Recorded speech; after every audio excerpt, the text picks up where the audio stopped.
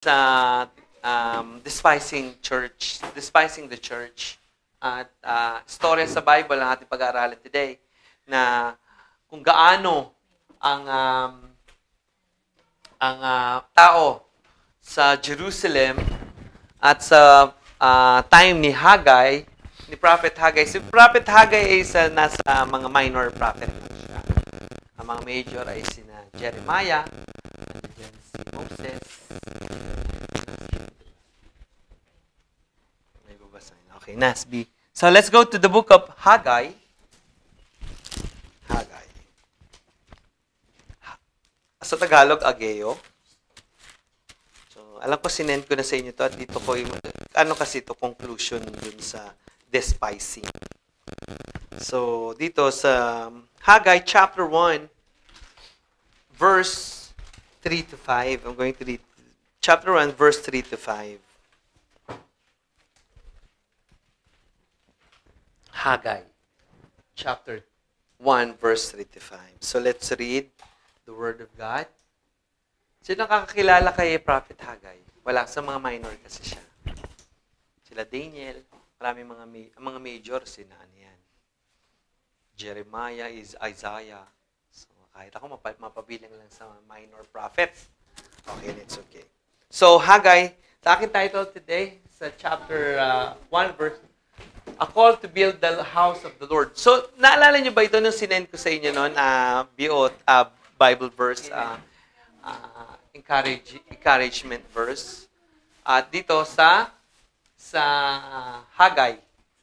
Sino bang dito ang maganda napapanahon ang storya ng Haggai, lalo na sa ating mga Kristiyano, new Christians, lalo na dito sa panahon na ito. So let's pray. Bago muna basahin muna natin Haggai chapter 1 verse 3 to 5. I'll begin reading in verse 3. Then the word of the Lord came by Haggai the prophet, saying, Is it time for you yourselves to live in your expensive, paneled houses, while this house of the Lord lies in ruins?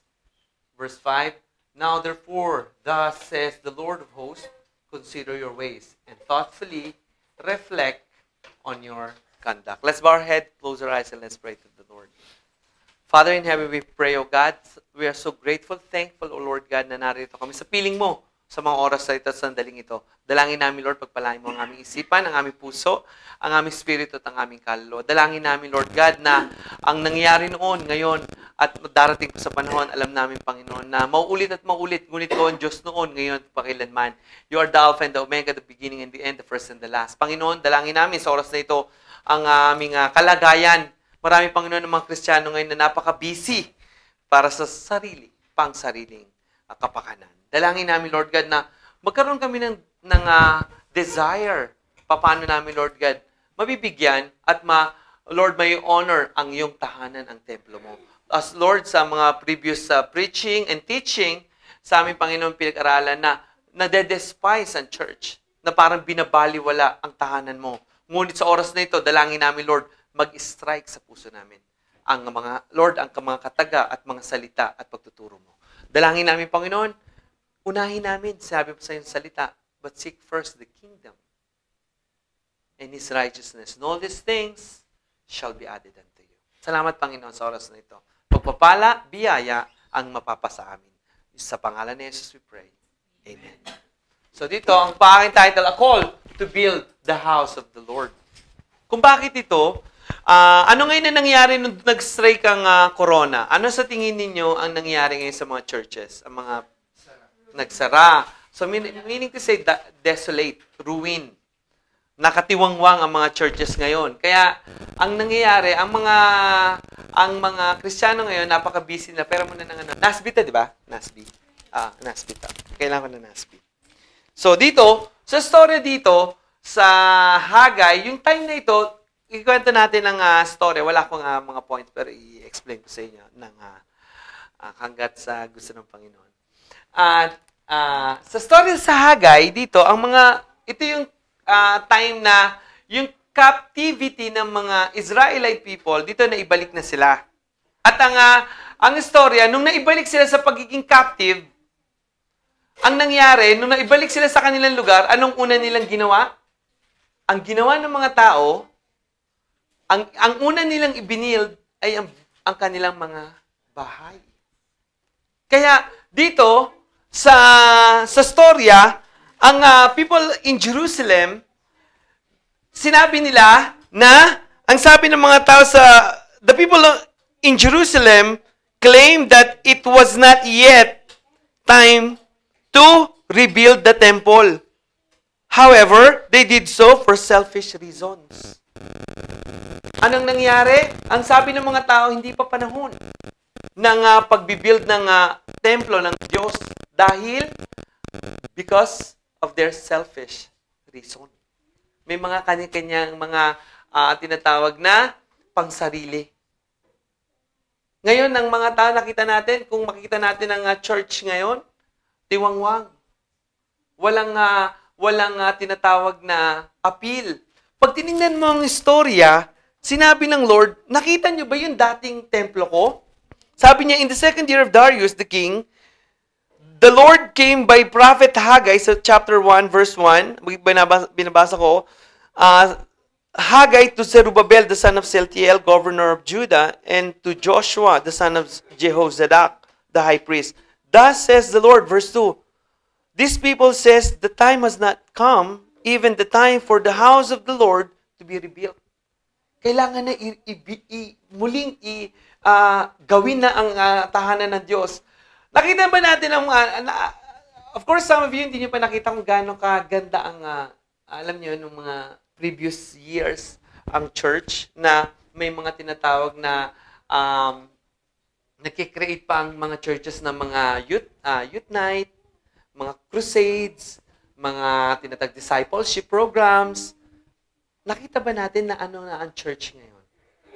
Alam mo why? Because we, Christians, despising the church. Binabaliwala. Pero this time, I do believe na sa conclusion ng pag-aaral natin ngayon, sa mga nakaraan, malalaman natin gaano kahalaga ang templo ng Diyos. Sabi niya sa verse 3, Then the word of the Lord came to Haggai, the prophet, saying, Is it time for you yourselves to dwell in your paneled houses while this house lies desolate? Ang gaganda ng mga bahay. Pag tinignan natin ng mga Kristiyano, ano ang iniisip sa mga panahon na ito? Yung kanilang selfish desires. Yung pangsarili. Kaya nga tanong ko sa inyo dati, ano ang naalala niyo yung tanong ko noon? Ano ang naisip natin para sa church? Meron ba? Ano yung ikagaganda ng church, ikabubuti ng church? Mamaya i-connect natin kung ano yung gusto ko sabihin. Wala tayong iniisip sa church. Ang gusto natin sa church yan, so mama lang. Pag tinignan natin ng church na desolate, walang tumutugtog, bungi-bungi ang church, wala naman akong ano dyan, concern sa church. Pero dito sa time ni Haggai, ang mga tao, same din natin sa ngayon. Walang pinagkaiba. Ang mga tao noon sa ngayon, dahil may sariling mga reason sa buhay. Selfish. Paano ang buhay namin? Paano kami ngayon? Tandaan natin ito, pag inihambing natin ang storya, captivity ng mga tao, na-captivate din tayo ng mundo ni Satan. Nung nakalaya na tayo, anong una natin ginagawa? Same sa mga tao sa Jerusalem. People in Jerusalem claimed that it was not yet time to rebuild. Hindi pa daw oras. Ganon din tayo. Ang church, nakita nating tiwangwang, nakita na nating parang wala nang appeal ang church. Pero pag tiningnan mo, ang sinabi ng Panginoon na you have sown much, but the harvest, sabi ng Panginoon sa 6, is little. You eat, but there is not enough to be satisfied. You drink, but there is not enough to become drunk. You put on clothing, but no one is warm enough. He who earns wages to put into a purse with holes. Bakit? Ba't ganito nangyari? Umiinom tayo. Minsan, di ba, parang tayo satisfied. Yung bibili tayo ng damit. Pag tinignan natin mo sa literal na nangyayari, bibili ako ng damit, bibili na naman ako, hindi tayo satisfied. Why? Because of our selfish desires and reasons. Ito ang nangyari. Kaya ang sabi ng Panginoon sa kanila, pumunta kayo doon sa bundok, ayusin ninyo. Ito yung time na sinasabi sa atin, i-build na natin ang church. Alam niyo ba, marami tayong tinatawag na pwedeng maigawa sa church? Kung pwede nga lang, di ba? Yung pag may lumapit na para kailangan ng praise and worship, iaano ko kayo para isabak doon, para magkaroon ng mga crusades, ng mga activities sa church. Kasi kaya nyo naman eh.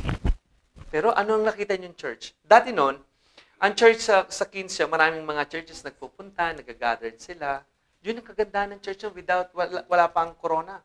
Di ba? Alam ko, some of you na-experience niyo yung mga youth night. Mga pag-aaral, mga tinatawag na discipleship programs. Pero ngayon, nakarinig ba kayo kung gano'ng kaingay ngayon ng church, tumahimik ang church? The same sa nangyari noon, nangyayari ngayon. Why? Because of one reason. Because of selfish. May magaganda, may mga makikita kayo sa Facebook, may bagong bahay, how many LDK, 4 LDK. Magandaan. Pero nakita ba ninyo ba kung anong ginagawa sa church? Inaalaw nilang maging tiwangwang ang church. It's about time na i-build natin. Alam niyo ba sino yung tinatawag ng mga haligi doon? Isa tayo doon na magkakaroon ng i-build ang church. Pero ano nangyari? Because we despise the church. Walang dating, walang appeal, walang kwentang church. Walang gusto ko, binabastos natin church sa pamagitan ng natin, pagbabaliwala. Inuuna nila ang pang sarili. Anong nangyari? Sabi ng Bible, so God commanded them to examine themselves as to why nothing they was bearing fruit. Bakit ganun? Alam ko, gusto kong malaman ninyo, gusto kong yung pinu-point out ko dito. Bakit nagkakaroon tayo ng mga kakulangan? Because there's something wrong. Binigyan sila ng Panginoon, pero ang nangyayari, nakukupit natin yung binigay ng Diyos. Kaya ano nangyari? Kahit gano'n tayo magtrabaho, trabaho ng trabaho, kakarampot pa lang ang ating nakukuha because may problema. There's something wrong. Same sa nangyari noon, sa nangyayari ngayon. Kasi ano sabi niya dito? Ang ganda sabi niya. So God, sabi niya, why nothing they did was bearing fruit? We should always measure our lives against the light and the truth of God's Word. Through Scripture, the Holy Spirit can alert us to dangerous trends in our lives or confirm that we are heading in the right directions. Sabi ng Lord, alam niyo bakit kayo hindi kayo satisfied? Because inuuna ninyo ang inyong sarili sa pangangailangan ninyo. Ang dali-dali ng prinsipyo ng Diyos. The principle of God, seek Him first. Give Him first. Honor Him first. Laging siya. Dahil may kalakip yun na biyaya na ibabalik sa'yo. The problem is, binigyan tayo, anong problema? Kinuha natin lahat. Tapos ngayon naangal tayo, bakit ganito? Bakit nagbigay kami sa'yo? The problem is, sabi mismo ng Lord, examine yourselves. The problem is, nangyayari because we are the one na nag-create ng problema sa buhay natin. Tingnan mo alam ko kasi yung prinsipyo ng Diyos eh. If you give God, pag in-honor mo siya, God will honor you. Hindi ka masasayit. Kaya di ba minsan, hindi masama, don't get me wrong. Yung mga bagay na meron tayo, yung gusto natin, ibibigay niya yan eh. Pero, kailangan makita niya yung katapatan natin.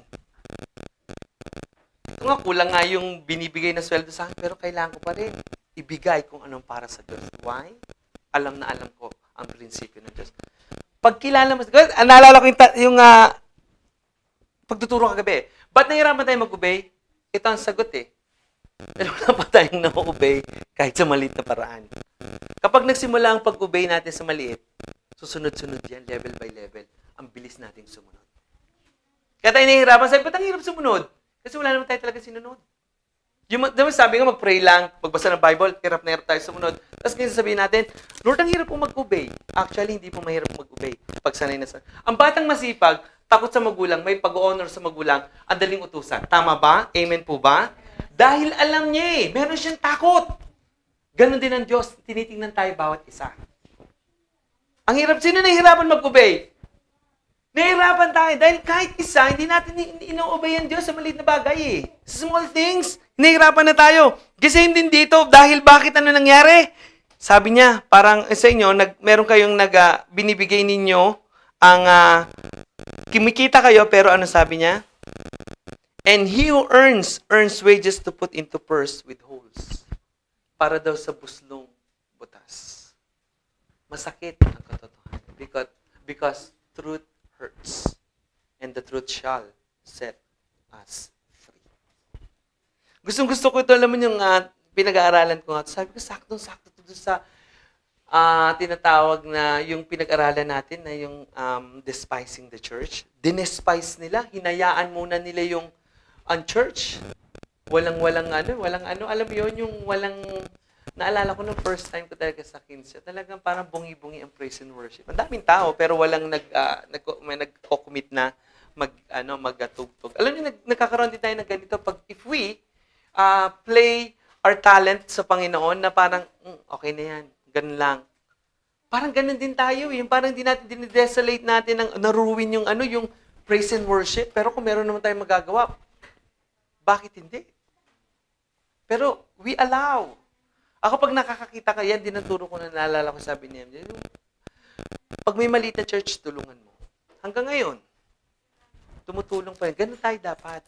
Magkaroon tayo ng sino may concern sa church?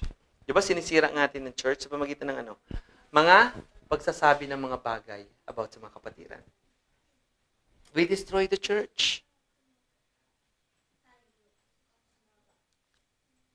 Kung bakit natin gustong-gusto ito, i-connect na natin sa ating present situation, yung ating tag na application.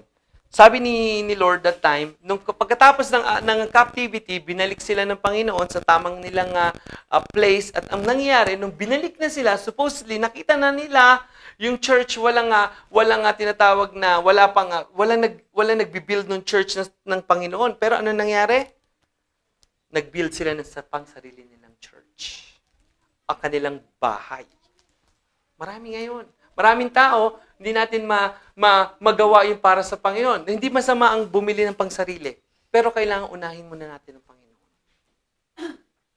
Unahin natin actually yung tithes nga ngayon kasi per Sunday, di ba? Yun na yung galing sa ipon ko kasi wala pa yung sweldo ko. 2 months nang delay. Pero kailangan ko pa rin ibigay ang para sa Diyos. Kung tayo ba, ay wala pa akong sweldo kaya hindi ko pa mabibigay yung aking tithes and offering. Kung bakit tayo nakakaranas ng ganito, tama. Pag sinaliksik natin ang sarili natin, may problema. Anong problema? Tayo rin mismo. Ang Lord talagang prinsipyo niya, what you sow, you reap. Kung anong ginawa mo, aanihin mo. Good or bad. Ang Diyos magaling siya pagdating sa prinsipyo. Kailangan ng prinsipyo ng Diyos makuha din natin. Sino nahihirapan magbigay sa Diyos? Be honest. Pag wala tayong takot sa Panginoon, as we honor God, tandaan mo, talagang kukupitin mo. Nagigipit, naiipit, ang equals nun, kupit. Malinaw? Nagigipit, naiipit, kasi kinukupit. Madaling malaman kung bakit tayo nagkakaroon ng mga financial difficulties, it is because tayo rin. Ang Lord, pag sinignan mo ang Corinthians, ako nagbigay sa inyo ng seed. Pero yung seed na yon, supposedly, mayroon dapat ang Lord. Nahihirapan tayo magbigay Kaya ano sabi niya? Ang ganitong pamamaraan ng tao ngayon, ano nangyari? Simula nagkaroon na ng corona, anong nangyari sa church? Wala na. Nakita ko nun talaga, ang ganda ng... Kaya pag sinabi niya, nakita mo ba? Asan ba dito yung sinabi niya doon? Nakita mo ba kung gaano kaganda dati ang church? Nakita mo ba kung gaano pag inano mo siya, pag kinumpara mo? Napakaganda nun. Nakita niyo ba ngayon kung ano na meron ang church? Ano sabi niya? Walang dating na ngayon ng church, hinayaan na. Sabi niya, 9, verse 9, you look for much, but behold, it comes to little. When you bring it home, I blow it away. Kinalat ko, sinambulat ko. Bakit? Why? Because of my house which lies desolate, while each of you runs to his own house. Mga personal natin na mga selfish desires natin, di ba? Sino dito may mga bagong gamit, may mga bagong gadget? Sino dito may bagong cellphone? Sino dito ang... Ay, regalo lang yun. Hindi, alam nyo, matotoo yun eh. Kapag tayo Mga kapatid, tinuturuan tayo ng Lord eh. Meron ba ngayon ng mga Christian ngayon? Tinignan nyo ngayon, lalo na yung mga lalaking churches, talagang inano ngayon ng ang church. Walang appeal ngayon ng church. It's about time. Alam nyo bakit ganito ang tinuturo sa atin ng Lord? Magkaroon tayo ng compassion. At meron tayo ngayong istorya kung bakit ito. Tingnan natin, at ito ang aking magiging conclusion. Tingnan natin ang tao na nagsabi. Sa 1 Chronicles chapter 29. 1 Chronicles. Napakabuti. Ito ang maging pattern natin. Nakita na natin ngayon ang mga bagay na dinedespise ng church. 1 Chronicles chapter 29. In my conclusion. Ano sabi ni David? Chapter 29. Verse 1. 1 Chronicles, sa unang kronika, Kapitulo 29. 1 Chronicles chapter 29, verse 1. Ang mga kaloob para sa templo. Ibang-iba ito si David, no? Pag tinignan mo si David yung concern niya sa church, basahin natin kung anong gusto niya, ang ginawa niya. Ipinahayag ni Haring David sa madla, ang anak kong si Solomon ang pinili ng Diyos upang humalili sa akin. Ngunit siya'y bata pa at walang sapat na karanasan. Napakalaki ng gawaing kakaharapin niya, sapagkat ang gagawin niyang tahanan ay hindi para sa tao, kundi kay Yahweh. Kaya, sinikap kong magtipon ng mga gagamitin tulad ng ginto, pilak, tanso, bakal, at kahoy. Napakarami ang inihanda kong batong onise at iba pang mahalagang mga batong panghiyas at palamuti. Lahat ng uri ng mahalagang bato at marmol. Hindi lang iyan, sabi ni David. Pati ang sarili kong my own. Hindi lang iyan, ulitin ko, hindi lang iyan, pati ang sarili kong pilak at ginto ay inilaan ko na rin sa gawain ito. Sapagkat kasiyahan ko, gusto ko yung sinabi niya, sino dito yung kasiyahan ko? Kagalakan ko. Na ano? Kasiyahan ko. Sabi niya, kasiyahan kong magkaroon ng bahay si Yahweh. Ilan? Sabi niya, nakita niya, bakit natin? Gusto ko muna sabihin sa inyo kung paano. Pumunta tayo ngayon sa 2 Samuel. Magbasa tayo ng Bible. Kaya medyo inano ko lang yun. 2 Samuel chapter 7. 2 Samuel chapter 7, verse 1. Tingnan mo yung concern ni David, ni Haring David. Nakita natin ng mga tao noon. Sino na una? Of course, yung Book of Samuel. Tama? Anong kasunod doon? Sa Hagay na, ang laki, ilang daang taon yon. Sa Book of Hagay, ito na yung binild ni David. Ano sabi ni David yung concern niya? Chapter 7, Samuel, 2 Samuel chapter 7, ang tipan ng Diyos kay David. Si David ay panatag ng nakatira. Ang ganda ng tirahan ni David. Ano sabi niya? Si David ay panatag ng nakatira sa kanyang bahay sa tulong ni Yahweh. Hindi na siya ginambala ng kanyang mga kaaway. Tinawag niya si Nathan. Of course, yung prophet Nathan. At sinabi, ang ganda ng sinabi niya. Nakita mo yung concern niya? Ano sabi niya? Nakikita kong nakatira ako sa tahanang Cedro. Ngunit ang kaban ng tipan ay sa tolda lamang. Sumagot si Nathan o si prophet Nathan. Isagawa mo ang iyong iniisip sapagkat si Yahweh ay sumasa iyo. Ano ang concern niya? Yung kaban, nasa tolda lang. Ang ganda ng concern ni David. Kaya naman, tingnan mo ang pagpapala. Grabe. Sobra. Kapatid, sino dito may concern sa church? Na i-build. Of course, binibuild natin tao. Well, build because the church is tao. Tama?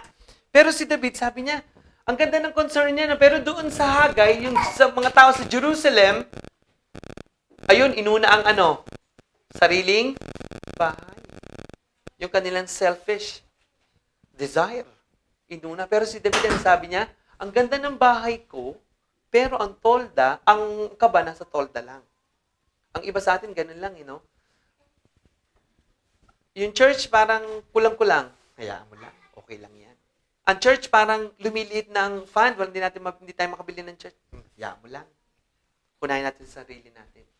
May ganun Magkaroon tayo ng desire ni David. Tingnan mo, tutuloy ko. Hinati ko ito kasi sa Hagay and then dito. 4. Ngunit ng gabing iyon, diyan pa rin ako 2 Samuel chapter 7. Verse 4. Ngunit ng gabing iyon, sinabi ni Yahweh kay Nathan, ganito ang sabihin mo kay David, ipagtatayo ba ako ng tahanan? Ang ganda ng tanong ng Lord. Ipagtatayo niya ba ako ng tahanan? Verse 6, mula nang ilabas ko sa Egypt ang Israel, wala pa akong bahay na masasabing akin. The Lord said. Hanggang ngayon, tolda pa ang aking tahanan. Verse 7, kahit lagi akong kasama ng Israel, wala akong sinabing anuman sa sino mang hukom tungkol sa tahanan ng Cedro na dapat kong tirahan. Gayong ako ang pumili sa kanila upang mamahala sa aking kawan. Sabihin mo rin sa lingkod kong si David na ang salitang ito ni Yahweh. Inalis kita sa pagpapastol ng tupa upang gawing pinuno ng bayang Israel. Kasama mo ako saan mang dako at lahat mong kaaway ay aking nililipol. Gagawin kong dakila ang iyong pangalan tulad ng mga dakilang tao sa daigdig. Bibigyan ko ang Israel ng kanyang lupa at doon ko patitirahin. Wala nang gagambala sa kanila roon. Wala nang aalipin sa kanila tulad nung una. Buhat nang maglagay ako ng hukom nila, magiging payapa, sapagkat wala nang gagambala sa inyo. Bukod dito, akong si Yahweh ay nagsasabi sa iyo, patatatagin ko ang iyong sambayan. Verse 12, pagkamatay mo, isa sa iyong mga apo ang ipapalit ko sa iyo. Patatatagin ko ang kanyang kaharian. Siya ang magtatayo ng templo para sa akin. Sino ito? Si Solomon. Sabi niya, hindi ka pwede. Why? Anong reason why? Pero maganda ang desire ni David, pero hindi siya pwede. Kasi malalaman natin ang sagot kung bakit hindi pwede si David sa 1 Chronicle chapter 22. Gusto ko mag-aral muna tayo. Hindi tayo laging kailangan spoon feeding. Hindi ganon. Chapter 22 ng 1 Chronicles.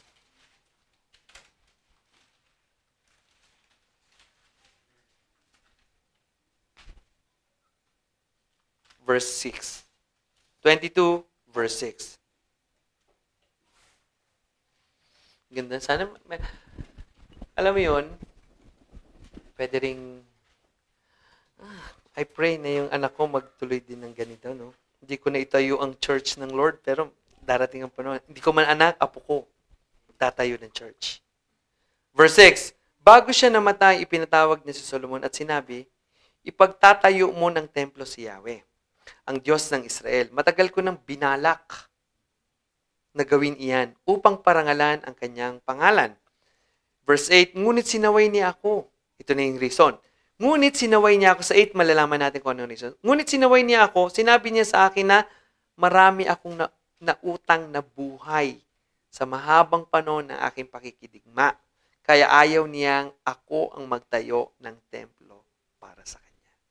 Ngunit ipinangako niyang ako'y pagkakalooban ng isang anak na lalaki. Mamumuhay ito ng payapa at hindi gagambalain ng kanyang mga kaaway habang siya'y nabubuhay. Tatawagin siyang Solomon. The reason why the Lord, sabi niya, hindi ikaw, pero gusto ko yung desire mo, pero hindi ikaw magtataya. Why? Because David's hand is full of blood. Marami siyang pinatay, marami siyang pinuksang buhay. Meron pa nga yung time na pag nabasa niyo yung Bible, pahilerahin sila, kaliwat kanan. Sabi ni David, dadahin siya sa gitna, may dalang espada. Mabubuhay ka, papatayin ka, bubuhayin ka. Nasa kanya kasi, madugo ang kamay ni David, kaya sabi ng Lord, hindi ikaw. Si Solomon ang ilan sa atin ang merong desire na gano'n? Pag nakikita natin na ang church pag kulang, ako. Si David, pag binasa mo ang buhay ni David, siya rin ang naglikha ng alam mo yun, yung manganganta, tigalinis, magbabantay, sa pintuan, magro-rotation, lahat yan, si David ang gumawa. Para sa church ng Diyos. Kaya pag binalikan natin ulit, tingnan natin kung gaano ka laki ang ginto ni David. At ito ang pinaka-conclusion ko.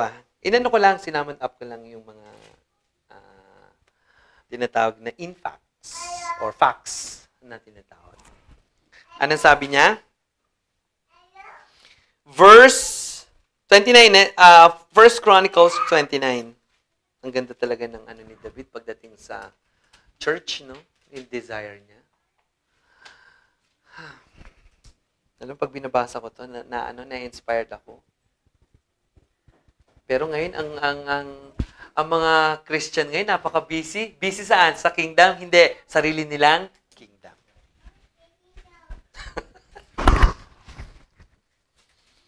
Pag nakikita mo sa Facebook, ang ganda ng mga bahay, pinupost nila, ang ganda ng bahay, tanungin mo kung ano para sa church. Wala. Kasi may pansarili. Nakakalungkot pag nakikita mo. O pag ang church, nakita kong gigewang-gewang, walang tigatugtog, walang praise and worship. Kung ano pwede ko may tulong, tutulong ko. Kasi may concern ka, kapatid, sa church. Dito, nakikita natin mayaman na yung church. Kaya nila yan. Sige lang, yaman. We despise the church. Ilan ang ginto mo, kapatid? Pag-aralan natin ang ginto ni David. Verse 6. Hindi lang iyan, pati ang sarili kong pilak at ginto ay nilaan ko na rin sa gawaing ito. Pagkat kasiyahan ko magkaroon ng bahay si Yahweh. Verse 3 pala. Verse 4, may nakalaan akong ilan? 115 toneladang ginto. Na, timbang niyo ba kung ilan yung bigat ng truck? Niton. 3 tonelada. Truck lang yon. Ito, ilan ang ginto niya? 115 tons na ginto at pilak. Sarili niya yon. Pero kagandahan kay David, pag binibless siya ng Lord, may kaparti lagi ang Diyos sa buhay niya. Tayo ba? Pag binibless ba tayo ng Diyos, anong parte ng Diyos sa buhay natin? Tandaan natin to, gipit, ipit, kupit. Kaya tayo naiipit, nagigipit, kasi nangungupit. Huwag tayo maging ganun. You want blessing of God? Honor God. Magkaroon tayo ng fear sa Kanya. If we honor God, kung ano meron tayo, I'm telling you, kapatid. Diba sabi nga ng kasabihan, ganito kasi tayo A lot of Christians, ganito ang kanilang ang way of life. Anong tawag doon? Mali? Ano? Way of life. Okay. Ubus-ubus biyaya, bukas, nakatunganga. Kapag in-honor natin ng Panginoon, ito tayo. Ang biyaya ng Diyos, pag sinimulan natin siyang ibalik natin sa Kanya, ang biyaya ng Diyos, kapag pinilik natin sa Kanya, hindi tayo bukas nakatunganga, bukas tuwang-tuwa. Kasi ang yun ang biyaya niya Kapag nalaman natin how we honor God, lahat yun. Alam mo nga, ito nga yung bakit ko gusto rin i-share ito. Alam, pinipilit ko rin, kaya ako na-stress Sabi ko, wala akong baito, sayang yung araw ko. Alam mo din nila, Lord, kailan ako sumablay, kailan ka sumablay ng pagbibigay mo ng tuition fee sa anak mo? Isipin mo yung kailan ka nangutang, kailan ka tumakbo sa church para humingi ng pera para ipadala mo sa tuition ng 2 mong anak. Bigyan mo ako ng araw, panahon, oras, kailan ka humingi. Alam mo sagot ko, wala, Lord. Kasi ang biyaya ng Diyos, kapag tayo tinawag niya, may plano siya, doon ka lang sumunod. Ang problema kasi natin, ang plano natin, ang lagi nasusunod. Kaya ako na-stress kaya ako nag-worry lagi. Dahil lang gusto ko lang, Lord, sayang, tinawag kita para dito, para sa gawain ko. Gusto kong makita kung paano kita papalain. Yan lang ang kapiraso mong sahod, pero makakasurvive ka dahil yan ang gusto kong testimony mo sa mga tupa na hawakan mo. Nag-aalala sila, kaya magiging living testimony ka. Kaya mga kapatid, heto ako. Basang-basa sa ulan. Mamaya yung kakantay natin. Hindi, gusto ko na lang yung minsan nangyayari sa buhay ko. Minsan, Lord, ba't ganito? Alam mo yung sinabi nga ni Aril, ko yun, nasabi ko, Lord, hindi masaya ang buhay ko Bakit? Kasi yung gusto ko. Kaya ako hindi masaya. Gusto ko na Lord ko. Pero kapag ang Lord ang sinunod mo, kasiyahan ang magaganap sa buhay mo. Imagine mo, kaya nga sabi, diba, naalala ko nga, sabi ko nga kay Glenn, pinilit kong mag-buy to. Una yung sa kaibigan ko sa recycle, walang problema Biglang naghima, pangalawa, meron na naman. Pinilit ko na naman. Yung sa model house, okay na okay, malaking. Sa office na sa Roppongi, di pa namin binabit. Pinasok ko si Glenn isang araw. Isang araw, bubuhatin mo lang yung mga Okay na okay. Atibay to. Malaking. Alam, sabi one day, ihinto, hima na. Meron na naman ako uli. Yung ano ko, yung baito ko sa ano na naman? Sa Kaigo. Ano nangyari? Sa isang iglap na wala. Kasi hindi yun plano ng Diyos. Plano ko. Naglalaho ang lahat. Ang sabi ng Lord, dyan ka lang. May nabasa nga ako dun sa devotion na kung bakit daw ang Lord, may plano siya, kailangan daw masunod yun sa buhay niya, sa buhay mo. Ayan ngayon ang sinusunod ko. Kung kakarampot, basta maging tapat, at higit sa lahat, may kagalakan tayo sa buhay. Para si David. Ano sabi niya ngayon? Ilang daan? 100. 115 tons na ginto mula sa Ophir. At 265 na toneladang dalisay na pilak. Ano ba yung pilak? Silver, di ba? Oh. Silver naman. Grabe, 265 na silver na inilalaang pangkalupkop sa mga dingding ng templo. Verse 5. At grabe, silver, no? Tas ginto. Pangdingding lang yun. Dito kinikwintas nyo. O, yun, pandingding lang ni David. Kasi alam nyo bakit ganun pinagpala si David? Lagi siyang ganun. In-honor niya ang Panginoon. At higit sa lahat, di ba pwede, kung kayo si David, kung ako si David, honestly, ano sabi ni Lord? O, hindi ikaw ang magtatayo sa akin. Uy, yung kanta, hindi pala ako. Masave yung ginto, tsaka pila ko. May ganun tayo minsan eh. Because of selfish, di ba? Pero, tuloy natin. 265. Ikwentain nyo kung ilan lahat yan. Pilak na inilalampang sa dingding ng templo. Verse 5. At sa iba pang bagay na gagawin ng mga dalubhasang platero. Ito ngayon ang ano ni David. Ito ang gusto kong conclusion. Ano sabi niya? Sino sa inyo ang handang magkaloob sa gawaing ito ni Yahweh? Sino sa inyo? Kaya mga kapatid, magkaroon tayong concern. Pag nakita natin ang church, medyo parang ganito, lackings dito sa side na to. Magkaroon tayo, kung meron tayong kakayanan, gawin natin. Pag nakikita natin ang church, medyo gumaganon-ganon, humihina ang church, ano magagawa? Encourage ng mga baptist, ha? I-build ang church. Hindi naman niya kasi literal lang pupukpukin yung bubong at gagawa tayong karpintero, hindi ganun. Ang church na sinasabi ng Lord, paano patibayin, pasiglahin, at patuloy na magkaroon ng kagandahan pag nakita ng iba kung ano ang church is all about. Ang ganda sabi niya, nakita niyo ba yung dating ganda ng templo? Pag inihambing mo ngayon, walang-wala na.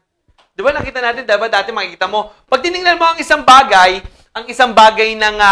ng church, pag nakita mo, di ba dati punong-puno yung malaking auditorium, tapos ngayon, because of corona, nakita mo, talagang pwedeng mag-volleyball at pwedeng mag-taguan.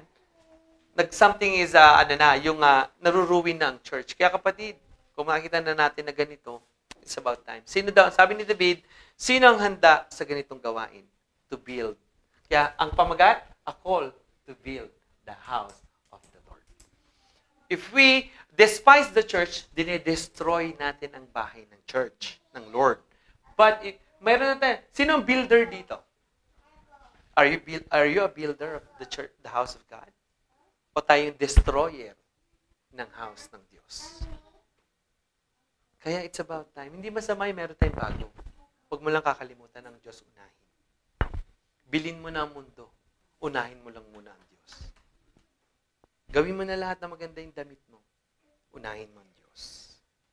Kasi diba, tingnan mo, despising the church. Magkano ang ginagastos natin pang sarili? Sarili ko to eh. Di parehas na naman dun sa Hagay. Selfish. Unahin natin ang Diyos. Kaya tayo nagkakaroon ng problema. Kasi kung titingnan natin, tayo rin ang gumagawa ng problema natin. But if we seek first, ang linaw-linaw, ang dali-dali. Unahin mo ang Diyos sa lahat ng bagay. Oras man yan, talent man yan, financial man yan, unahin mo siya. And I'm telling you, ibubuhos niya ang pagpapala. Tandaan mo, ang host ng tubig, di ba tuloy-tuloy, ipitin mong ganon, may tubig na lalabas. Wala, kasi may problema, inipit mo. Pero hayaan mo, dadaloy ng dadaloy. At higit sa lahat, ipinasa niya kay Solomon. Mga kapatid, mga parents dito, turuan natin sila na mahalin ang church ng Lord. And I'm telling you, magkakaroon tayo ng biyaya. Pag tinignan mo yung ilang gold ni David, sabi, may nakalaan ako dito para sa templo. Sabi ng Lord, hindi ka, madumi yung si Solomon, di po yung nakapatay ng kahit lamok eh. Diakoni. Yung tatay, talagang murderer. Pero pinapapatay naman ng Lord. Patay mo yan. Pag sinabi sa kanya ng Lord, patay mo, papatay ni David. Pero meron talaga si David na gusto ko. One thing na gusto ko si David, ina-idolize ko si David. Ang ganda ng prinsipyo niya when it comes to leadership. Di ba meron siya yung, sabi niya, hindi naman sila nung napagod yung ibang mga kawal, di ba yung mga kawal niya napagod, hindi na sumama. Tapos nasamsam nila yung mga tinatawag na ari-arian. Di ba pag sabi ng ibang mga kasama niya, huwag natin silang bigyan, hindi naman sila nagpagod eh. Tayo pagod, hinabol natin yung na-captured yung family niya, yung asawa. Anong sabi niya? Binong iba, huwag natin sila bigyan, hindi naman sila nagpagod eh. Anong sabi ni David? Kapatid, wag ganyan. Maging fair tayo. Sila rin na nagbantay doon nung umalis tayo. Ang galing ng prinsipyo niya, laging fair and square. Walang kakain, pag hindi kumain ng isa, walang kakain ah. Ganun ang leadership ni David. Gusto ko pagdating siya. At pagdating sa tinatawag na concern niya sa church, napakamahal niya talaga. Kaya sabi ni Yahweh, totoo ba, pag i-build mo ba ako ng bahay? Kasi sabi ni David, ang ganda ng bahay ko, pero ikaw. Meron ba tayong ganon? Oh, narinig nyo. Meron. Siya, ikaw ba, pag nakita mo ang mga kapatiran, kunyari, yung pastor nagugutom, anong gagawin mo? Isama mo sa pastor, saan mo gusto kumain, gano'n. Pero meron kayong alibay eh. Yung BP mo, tumataas. Mali yung timing ko. Pero magkaroon magtulungan tayo at pagtayo natin sa praise and worship, yung meron tayo niyaambag, kapatid, binibuild mo na ang house ng Lord. Hindi itong show kayo, nakikita natin. Alam mo kasi, I believe na kapag nakita ng mga tao kung gaano ang praise and worship, anointed, kapatid, nabibuild natin at ang glory ng Lord bumababa. Makikita nila. It's about time. Huwag lang tayo makontento ng ganun lang. Gusto ko talagang parang si Cheche. Pag nakikita ko yung sing na palabas, yung may tusok-tusok, ano ba yung may dalang gitara? Nakikita ko si Cheche. Yun, si Ash. Gusto ko yun. Ganun, Che. Gusto kong kumakaskas. Kulang pa yun. Alam mo, nilapitan ka kanina ni Joseph, nakita ka niya. Siya pa niya ang ganun. Sabi niya, hindi gumagalaw. Lahat kami gumagalaw. Kapatid, nawa sa simpleng mensahe na ito, I do believe na antig ang puso natin. Amen ba? Amen. Build natin ang church, mga kapatid. Sino magbibuild nito? Ang mga unbeliever? Walang magbibuild nito kundi tayo mismo. Sisirain nga nila ito, ayaw nga nila, pero tayo mismo ang mag-build. A call, sabi nga, sa Chronicles, yan pala yung aking sa NIV. Besides, in my devotion to the temple of my God, I now give my personal treasures of gold and silver for the temple of my God, over and above everything I have provided for this holy. Naku, naka-provided lahat niya, no? Sino ka magpo-provide dito para sa Panginoon? At tanda mo ang sabi niya, ang prinsipyo ni David. Gusto sinabi niya, kung ano ang akin, sa Kanya. Ito naman ang sinabi ni David. Lord, kung ano ang akin sa'yo, at kung ano sa'yo, akin. Sino panalo sa inyo? Kapatid, ikaw. Lahat sa Panginoon. Okay ang prinsipyo natin. Diba sabi ni David, Lord, kung anong meron ako, kung anong pagyaman ko sa'yo, pero alam ko, kung ano sa'yo, akin din yun. Ganun tayo. Saka tanda mo ba, hindi kanya pababayaan. Hindi kanya pabayaan na maghirap. Hindi kanya papabayaan na mamalimos. Kundi ikaw pa magbibigay. Ano sabi niya sa Deuteronomy 28? You are the head and not the tail. You are the lender, not a borrower. Ikaw pa magbibigay. Alam niyo sa binibigay natin sa Pilipinas? Kapatid, talagang tayo ng giver na tinuruan tayo na magpanginoon. Alam niyo yung kamay na yan? Kamay ng Diyos yan eh. Nakapagpadala tayo ng sa Pilipinas. Kamay ng Diyos yan, umaabot, iabot mo yan. Pero pag hindi tayo nakapagbigay sa Diyos, naalala ko talaga, gusto ko talaga yung, alam binigay ng illustration ng Lord. Diba, minsan, ang problema kasi natin, I have two hands, the left and the right. Diba? Ang problema natin, pag itong, sabi ng Lord, ibigay mo yung kaliwa, Mm. May hawak pa tayong isa, di ba? Ang problema natin, ayaw natin bitawan hanggat hindi ito nalalagyan ulit. Tama? Pag sinabi, Lord, bitawan mo yung kaliwa, binigay ko na. Anong ano natin lagi? Lord, naibigay ko na. Nasaan yung kapalit? Which is mali. Minsan nangyari, bigay mo yung kaliwa. Suddenly, ibigay mo pa yung kanan. May nangangailangan. Paano kami? Paano kakain ng pamilya ko? Kailangan ko. Pag sinabi ng Lord, ibigay mo. So ngayon, ano nangyari? Now, empty-handed na ako, Lord. Ito ba yung gusto mo? Ano sabi ng Lord? Oo, gusto ko yan. Bakit, Lord? Empty-handed ako. Dahil bibigyan kita ng panibagong mas malaki, higit pa sa isang kamay mong sasaluhin. Ano mas madaling saluhin? Bola ng jackstone o bola ng basketball? Bola ng jackstone. Ilan ang pansalo niyo ng bola ng basketball? Ikaw, Glenn, paano ka sumalo? Isang kamay? Dalawang kamay. Ano ngayon ang gusto mong ibato sa'yo ng Diyos? Bola ng jackstone o bola ng basketball? It's your call. Kasi how you give Tama? Kapag nagbigay ka ng dalawa, empty ka. Pag binutuhan ka ng Lord, makakasalo ka ng dalawang kamay. Ang problema natin, gusto natin lagi, pag binitawan ko to, bigyan mo kagad para bibitawan ko. Kaliwaan. Kapatid, your choice. A call to build the house of the Lord. Sino sa atin ngayon? Kapatid, huwag ka na magsabi ng amen. Sa puso mo, sabihin natin sa Panginoon, Lord, I am a builder of your temple. Amen ba? Kaya kapatid, it's about time. Tayo tumayo, tayo manalangin sa Panginoon. Jake?